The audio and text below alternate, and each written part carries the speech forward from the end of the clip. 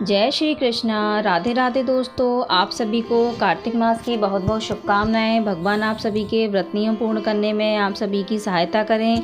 तो दोस्तों, आज हम लेके आए हैं आपके लिए सीता माता की कथा, जो कार्तिक मास में सुनी जाती है और जिसको सुनने मात्र से कार्तिक मास में मिलने वाले पूजन के फल में बढ़ोतरी होती है।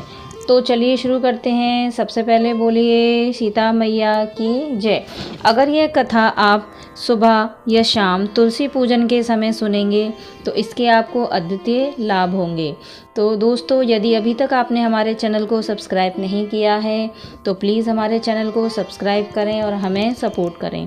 तो चलिए शुरू करते हैं नितनेम बाबा सीता माता की कथा।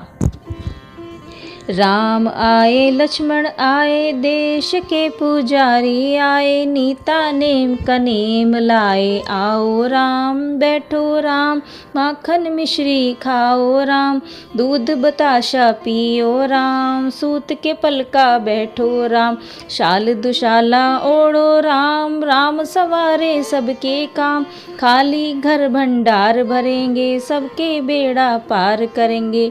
जय श्री राम जय श्री राम जय श्री राम। सीता माता कहानी कहा करती थी, श्री राम सुना करते थे।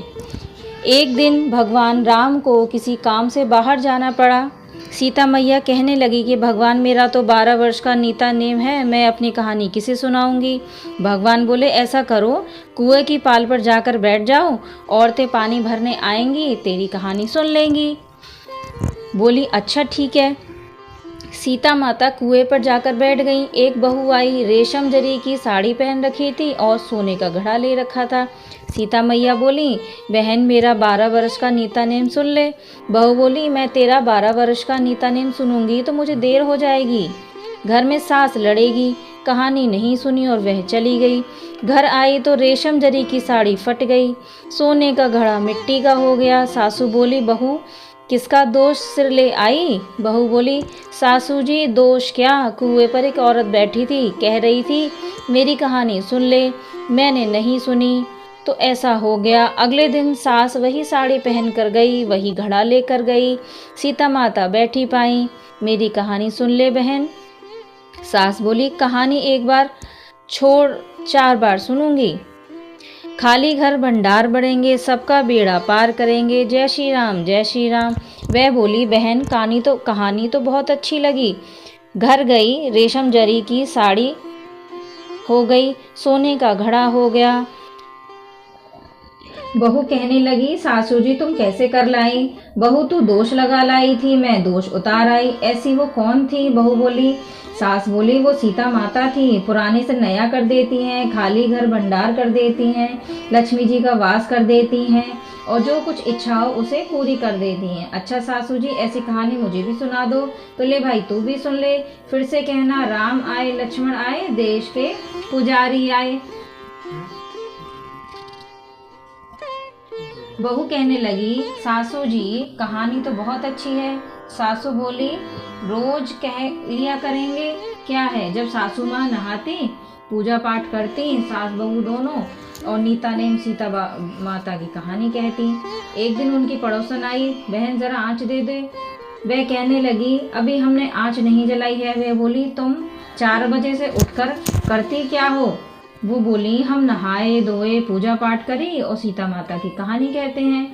वह बोली, क्या इससे क्या होता है सीता माता की कहानी से।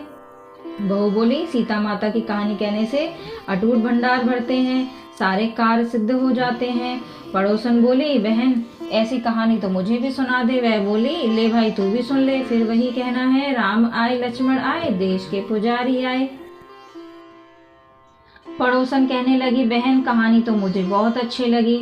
अब वह पड़ोसन भी सीता माता की कहानी कहने लगी। सीता माता ने उसके भी भंडार भर दिए। सीता माता जैसे उन सबके भंडार भरे, वैसे मेरे भी भरियो, कहानी सुनने वाले कहने वाले के भी भरियो। लक्ष्मी का वास हो, अन्नपूर्णा का वास हो। बोलो सीता माता की जय। बोलिए जय श्री राम जय श्री राम। तो दोस्तों, यह थी कार्तिक मास में सुनी जाने वाली सीता माता की कथा। यदि ये कथा आपको पसंद आई हो तो प्लीज़ अपने परिवारजनों के साथ ज़रूर शेयर करें, और हाँ, हमारे चैनल को सब्सक्राइब करना ना भूलें। मैं मिलती हूँ आपको अगली कथा जिसमें हम सुनाएंगे कार्तिक माह की कथा। तब तक के लिए राधे राधे।